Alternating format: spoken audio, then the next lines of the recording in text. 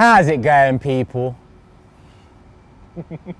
Welcome back to the channel. Bloody hell, you alright? I thought, let me check this guy out, because apparently in the comments I'm seeing every time I say how's it going, this guy's holding in his laugh. So I thought, iconic, brother. I literally, every time you say it, how's it going? Yeah, it's funny. I like it. Come on. Welcome back to the channel. North London derby weekend. Listen, I can't lie, biggest game of the season for a lot of Arsenal fans. Yep. It means so much, even amongst the times that we're in, regardless of where we are in the league. You know, this rivalry is rife, massive game, and it had the potential to swing things around. So let's get our general thoughts on the game first and foremost. Cecil, James, who's starting off? Go on, Cecil, I'll let you go first. I'll go. Big game, like you just said. I think it's one of the biggest. It's the biggest of this season so far, especially as an Arsenal fan. I think I was getting annoyed when Tottenham were on the top of the Premier League and saying mind the gap, and look how things have changed now. You've lost 2 in your last 2, and we've won 2 in our last 2. And if we win the game, the way you're addressing the camera. Yeah, I know. Because Spurs fans will watch this. They'll watch this and they'll be like, let me have a little laugh. And it's like, no, bro, you're kind of. But the higher they climb, the further they fall. Right, so. Exactly that. And like you said, it's for me, it's season defining this game as well for Arteta. If he gets a result here, I've always said this. He's not the one for me. He's not the man for me. But it will change my perspective a little bit. I'll stick by him a lot more throughout the season, especially if he gets a result. I think it's key that he gets it right this Sunday. I'm excited. I think we can get a result. I really do. I have belief that this Arsenal side can get a result, especially after what I saw on Wednesday. I know it was an EFL Cup game and it was against AFC Wimbledon, but the quality on show from the youngsters and the kind of depth that we kind of have, I'm excited to see what happens on this Sunday, and I think we can get a result. I can't lie, when you talk about Arteta and saying that there's a lot on him for this game, I believe you're right, because if you look at this season so far, I think we've had 5 games where we should be winning. Yeah. And we've only lost, well, I say only, we lost 1 of them to Brentford at the start of the season, albeit a very changed up lineup, COVID affecting our strikers. Yeah. And then we have Man City and Chelsea, where I don't think a lot of us expected much. So I think this Tottenham game is a game where we expect, but at the same time we know that we're facing a team that are far better than the last 2 we faced, or last 3 we faced if you include Wimbledon in that too. Yeah, when Cecil says this is the biggest game, if you take away the whole North London derby element, you're spot on, because, as you said, with Chelsea and City, we all go in hopeful and we're disappointed when it's 2-0, we don't lay a glove on Chelsea, and when it's 5-0 we get battered and it's another Xhaka red card. And all these things are disappointing. Yeah. But realistically, we weren't expecting to do anything in those games. And I think it'd be unfair with the players we had missing to have expected a surprise or an upset or whatever. But this is the first game where we're in a situation, it's a big game. For whatever we think of them, they are a good team, some good players. They're somehow in the Big 6. I don't know how they did that without a Premier League title, but they're in there, I don't know, you know. Yeah, big up to the Leicester fans who are really flying that flag. I'm with you guys on that. But this is a game where it is a big test, and if you come through, it's not just, well, it's only Norwich, well, Burnley aren't, all that. No, if you win this and you win it somewhat comfortably, get a clean sheet, then you can start to say, okay, now we're putting together a nice little run. And that's a good confidence boost. It has Brighton next week, which can be tough as well. Yeah, is it important that it's at the Emirates as well? Because our record for confidence, our record is good. I think if we go into Sunday and it's at White Hart Lane, I think we're a lot more nervous 100% than we are right now. 100%. Yeah, I wouldn't be liking this feels like White Hart Lane. I don't think we found anywhere near a rhythm. At the Emirates, I kind of think, you know, they say form goes out the window. I kind of think at the same time, fans can kind of urge you over the line. Yeah. Sometimes. Because if form does go out the window, and I'm a firm believer in that, you got to take the match in isolation. And if you're the home grad and you can be that 12th man with form out the window when 12 against 11, you know, it goes a long way to potentially swing things in our favour. Absolutely. But this is big because football can change so quickly. It can change so quickly. You know, they'd won 3, we'd lost 3, we hadn't scored. International break comes around, they've conceded 6, they've not scored. We've won 2 on the bounce, 2 clean sheets. We booked ourselves a place in the 4th round of the Carabao Cup, an ideal draw, which means you never write off leads, but that we're 1 game away from a quarter-final. Yeah. And things start. It's not yet, but they start to look like, okay, it could get better. And when it coincides with the new signings coming in and the new players, you're not just going, oh, well, it's a bit of luck and good form. You can start actually attributing it to well, the players are making a difference. Ramsdale's making a difference in goal. Arteta's finally got his players. Yeah, Odegaard scored last time against Tottenham, so it'd be good to see him back in, hopefully, and playing and getting his confidence back up. It's a big game for him. The youngsters shining and making a name for themselves in derbies is key for Arsenal. And hopefully see that Sunday. You know when you're playing Mario Kart and you go over over the box and you just shoot off? Yeah. This could be that game where, you know what, you're calm, you're catching up a little bit and then you hit that box and you shoot off. Let's hope no one throws a banana in our way. Well, you know what happens when we go that's over what there. worries, we find a few bananas. But you see what I mean? You hit the box and you're like, and all the stars and everything, and you've got the person who's playing like, what the hell? Like, yeah, I'm kind of hoping that can be the momentum booster. That's kind of what I see this game as if we win. Yeah, because people said Norwich was lift-off, but if I'm honest, if we get a result here on Sunday, that is lift-off for me. The bare minimum I asked for after the international break, bear in mind I haven't been to a game yet this season, and I had Tottenham in mind as the game I will go to. But you got it? Yeah. First game of the season for me, and what I asked for is 6 points going into that Tottenham game, and I'll be there. Now, does the way we got those 6 points fill me with confidence? No. But the lineup fills me with a bit of intrigue. I mentioned it on Forever Arsenal, and the lineup against Burnley and Norwich, I'm very intrigued by. I don't blame them for the wrongdoings of the past few years, the decline, mistakes, none of that. So I'm very intrigued and quite excited by what they could potentially bring. But I think it's Arteta, like you said, eyes are on him for me this Sunday, because a better performance against a better team. When you look at the new players, the new back four with Ramsdale in goal, Lokonga coming in, we're seeing Saka on the left now. You can look at these things and say, there's a lack of rhythm, but you're not watching it and going, well, I don't know for sure that there never will be a rhythm, because you've not had years and years of these players getting you eighth, struggling in Europe and all these things. You can look at these players and go, well, cool, but there's nothing to tell me that Tomiyasu and Pepe won't strike a great relationship at some point, that White and Gabriel won't complement each other really well. And so because of all that, you sort of say to yourself, well, yeah, we're lacking rhythm, but we've won the games. So there's always a chance that might come, and as we say, the project go bang, as Arteta likes to say. We don't know the ceiling of this team. That's exactly what you're saying. We don't know. Thank you. Whereas we know saying in a few words what it takes me about 10 minutes to say. Come on, but that's it. We don't know the ceiling of this team. But there has been improvements. I'm going to quickly just speak about something. Against Burnley, there's a new style of thing that he does, Ramsdale does from goal kick. So they all flood the left side when he takes a goal kick, and as soon as he runs up to take the kick, they all run to the right side, and it's like a trickery thing that they do. They look to play through Lokonga and Partey. I saw that a lot here on Wednesday night. That's what we're looking for. I don't want to see us struggling to get forward and attack. I don't want to see us waiting for the ball to break down before we attack. I want to see actual styles of play. I know it's a lot to ask for. I think it's a lot of what the fans want to see. It's just something we can just say, okay, I see what Arteta's trying to do. I haven't seen that recently. I know there's things being implemented slowly, but I want to see more of that against Spurs. I think if the strikers are on form, I really, really believe we're going to get a result here. Project goes bang. Project goes bang. Let's look at Tottenham a bit as well. Obviously, they, following international break, 2 losses in the league, Palace, Chelsea, comfortable wins for those two London derbies as well, actually, when I think about it. And then they go into the League Cup game, Wolves 2-0 up, they get pegged back 2-2 and win on penalties. But when I look at that game, I see Kane playing, I see Ali playing, and Ndombele. I see a few of the players that I'd be concerned about this weekend. And then you look at our team and think, yeah, well, we made a considerable amount of changes against Wimbledon, got the job done. So we should be slightly fresher, I'd say. I'd say we should be massively fresher, because you think they also had the 2 games against Pacos de Ferreira in the qualifiers. Packets de Ferreira Rocher, I forgot about them. They went, and their tough game with Rennes, that 2-2 draw in the Conference League. When people say it's unacceptable for Arsenal to be out of Europe, they're right. But it is a blessing to not be in the Conference League. Yeah. I mean, that is a dead cert for me. I don't care, even if Spurs win it. The quality of team in it isn't good enough for me to wish, I wish we were there to at least win it. It's not like the Carabao Cup where at least City win it every year. Yeah. So it's very different. So the fact that is a blessing to not be in that situation, having to field some of our best players in what is a tough game away at Rennes, for example.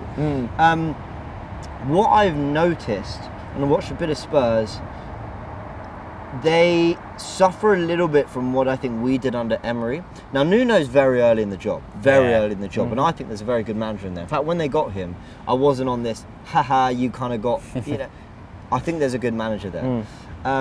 I'll start on the positives for us, and then say where I kind of worry a little bit. Yep. You look at some of their performances. City, Wolves where they won, but they beat City. They beat Wolves, but that was terrible from them. They beat Watford unconvincing. But in their first 2 games, massively outshot and massively outplayed. Palace as well, before the red card, massively outplayed in that game. Chelsea started really brightly. It looked like Nuno had come up with something, and then Chelsea thought, okay, this is different. Yeah. They weathered it, they dealt with it. Tuchel makes a change, they go win the game. Chelsea go win the game. So what I'm seeing from Spurs is a team that, since the international break, have leaked a lot of goals, but actually you can't even say they've been unlucky. They've actually genuinely just been outplayed. Now, where am I worried? Is that I do think this is potentially Nuno's bread and butter. We said it on Forever Arsenal. Nuno Espirito Santo, for what we've seen at at Wolves, what does he want to face? A team that keeps the ball a lot, but doesn't really penetrate and cause too many problems, and leaves space in behind to exploit. And when you've got Kane and Son, for me, two of the best in the league, if not in Europe, when it comes to efficient on the counter-attack, really, really worries me. So I think we're playing a poor Spurs side at the moment. They'll feel they're playing a poor Arsenal side, and they're absolutely right to feel that.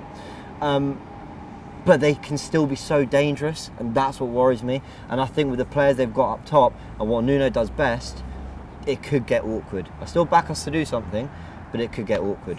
No, I agree with you there. And another thing I worry about is Kane not scoring in his first, however many Premier League games. 4, is it?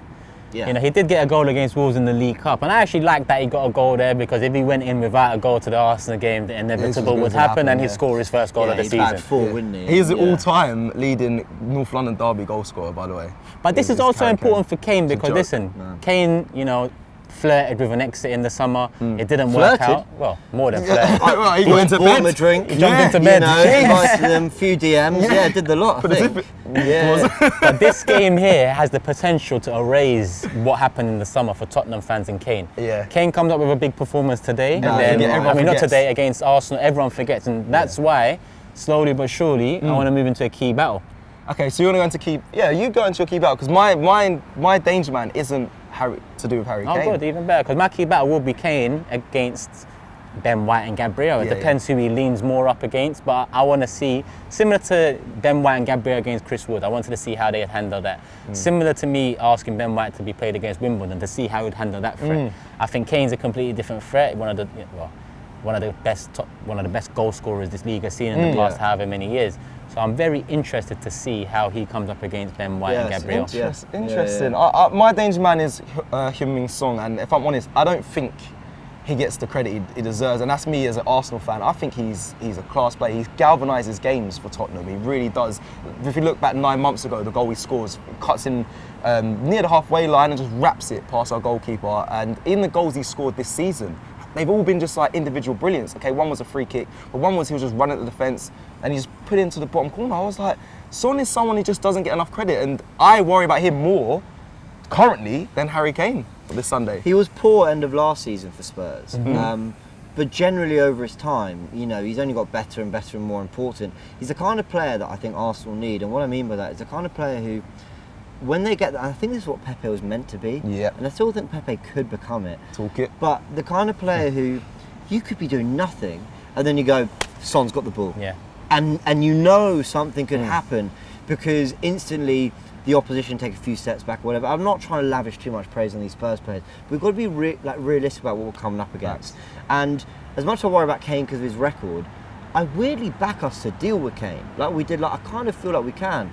With Son, he's one of those players I feel like doesn't really matter what we do. If he's on it, he could be really tricky to stop. I think this is the first game in years we've gone in with 2 fullbacks that we're happy with. And that will go a long way in experience. Because if Son goes on to rough him up a little bit. I want that to happen, and then maybe Son goes over to the right, Tierney does the same to him over there, Hopefully, and that's other key battles. I think on top of the Kane against our defenders, I think Son against our fullbacks, depending on what side he favours on the day, is another key battle. I think Partey in the middle of the park. There's so many key battles in this game. There is. Because we haven't even talked about our attacking side with Saka going up against Reguilon if he starts on the right-hand side, Saka.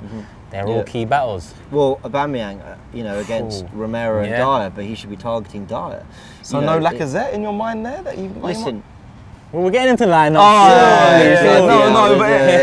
He's had a good. Lacazette's been doing well against Tottenham in the past 2 seasons, if I'm honest. Yeah. So, all right. Well, no, I hear that. Should we do lineups then? Do you want to go into lineups? Let's do it. Yeah. Let's do it. I'll begin because mine's up ready here anyway, so we might as well go. 4-2-3-1. Copying me, bro. Man said, let me see what you're saying. Wait, let me. Is yours the right way round this week, Cecil?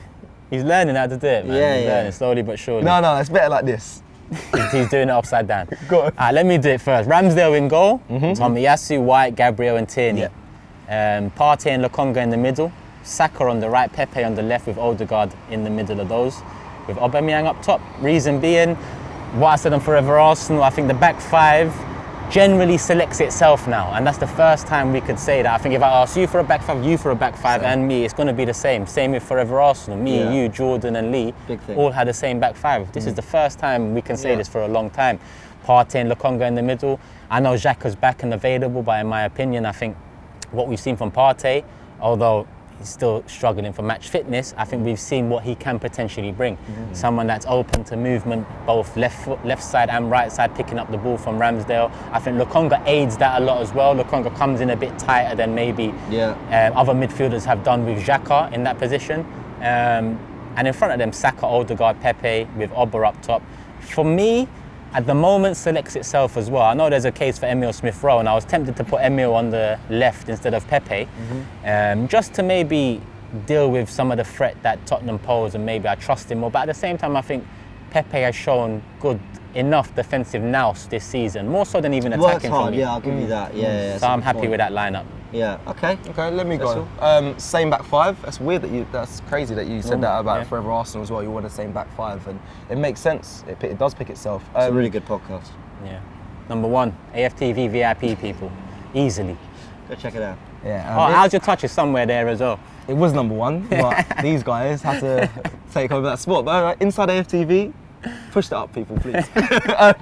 Check it out. And then my middle two in defensive move, I've gone for a 4-2-3-1 as well. Yeah. Oddly, I've changed. I know Arteta's even on Wednesday he played a 4-3-3. And he's been playing a 4-3-3. I think he's been trying to implement it, but I think for this game, go back to the 4-2-3-1. Partey and Lokonga as well. Just want to say something quickly. Lokonga, oh my God. He is an exceptional talent, and I'm going to say it early. I know there's been a lot of speak about it before from I believe, who spoke about it? I think Pierre-Emerick spoke about him, and there was other people that spoke about him. But for me, he's the Vincent Kompany. That's what I was looking for. He's going to be the Saka number 2. I think his ceiling is so high. I know it's a big statement, but I watched him on Wednesday, and yes, people are going to say it's AFC Wimbledon. He controlled the game. So composed, so calm, made the right decisions, exactly how I would have seen Saka when I first watched him play. Very mature in his play. That is Lokonga. And I want to say this as well. I'm happy with the youngsters we have at this football club right now. And I know Edu, when they did speak, and Arteta saying, listen, we're trying to build a young squad. And sometimes you think, the higher aboves are lying to us. I get that feeling a lot of the time from especially where we started the season and whatnot. But what they said about building around a young side, it is coming to fruition. And what I've seen, likes of, again, Smith-Rowe's in my team, I've got Odegaard in my team, Saka, Lokonga. It's a young, talented side, and I'm excited for the future. No, I don't want to be waiting until another 10 years for it to go bang, but I'm excited from what I've seen. I think we need to continue to get behind him. I echo that on Lokonga, by the way. He was class. And I'm so glad you said it, because it's made me confident enough to say it now. But I think if you're talking ceiling, his is if not higher than probably any other under 22, 23 player. I know that sounds crazy. It does. We've seen a handful of games, we've seen a lot of Saka and Smith-Rowe, but sometimes you can just tell from a player. He's quality. And I'm really, really excited about him. I agree, I'm excited. But I still think Saka and Martinelli have the higher ceilings. But I'm welcome to Lokonga changing. If he starts Sunday and you're at the game, just I couldn't watch the spotlight on him. Forget about Martinelli. Quickly, the 3 in front of those two, Saka, Odegaard, and Emile Smith-Rowe. I've just changed different from you. Instead of Pepe, I've had Emile Smith-Rowe. I just prefer Emile Smith-Rowe. Which is an option, yeah. Yeah, and then up top, Aubameyang. Big game for him. Yeah. Spotlight on for him. That's going to be my spotlight guy as well. Similar to Kane. I mentioned Kane earlier, saying he needs goals, and if he gets it against Arsenal, the summer transfer window, and jumping into bed with Man City and Pep goes away. With Oba, he gets a couple of goals. We win the North London derby. We enter the next international break after Brighton having won 4. Yeah. Even he looks a lot better, and then maybe last season of poor performances, poor output doesn't get forgotten. but it goes a long way in changing our perspective on it. So you had Saka, Odegaard, Smith Rowe. Yeah, Smith Rowe on the left. Saka So on I've the got right. the same team as you. Same team. Yeah. I think. Cool. Yeah. Which is good. No This is more how it issues. should This is how be, it though. should. Yeah, we can actually. We pick should know our strong an 11. Yeah. Well, we've all gone away from the 4-3-3, Which is interesting.